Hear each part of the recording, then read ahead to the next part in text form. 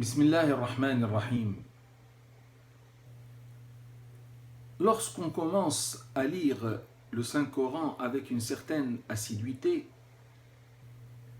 on y prend très vite goût et il devient difficile de s'en passer. L'individu s'engage alors à lui consacrer un moment quotidien privilégié. Ensuite, à force de répéter les lectures, il arrive à mémoriser de plus en plus de passages coraniques et cela le mène quasi systématiquement vers des voies de méditation à même de rendre heureux les plus malheureux. Le Saint-Coran a effectivement cette belle caractéristique que ne connaissent que ceux qui y ont vraiment goûté.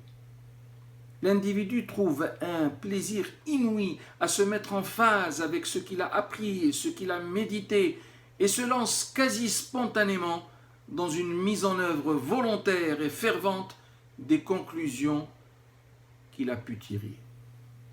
Après quoi, rien ne peut plus stopper son fervent désir de partage du bonheur ressenti.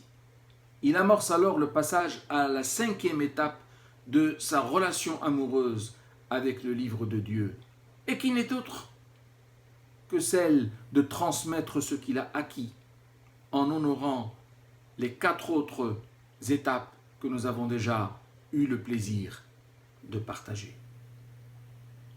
La transmission du savoir coranique est une action qui propulse celui qui l'accomplit correctement à des niveaux inouïs de félicité.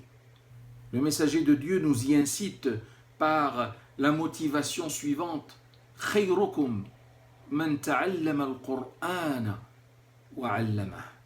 Le meilleur d'entre vous est celui qui apprend le Coran puis s'attelle à son enseignement. Certains me diront: oui, d'accord, mais tout le monde ne peut pas être professeur de Coran. Mais ce n'est pas de cela qu'il s'agit.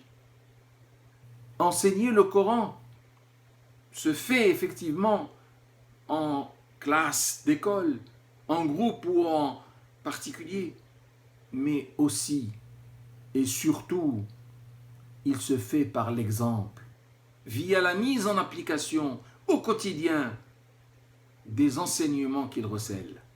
D'ailleurs, le prophète sallallahu alayhi wa sallam le dit bien lorsqu'il nous invite à nous transmettre de ce qu'il nous a appris, ne serait-ce qu'un verset.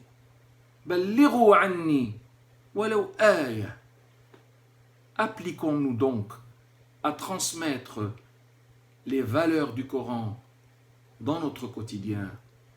Aide-nous, Seigneur, à aimer le Saint-Coran. Amen.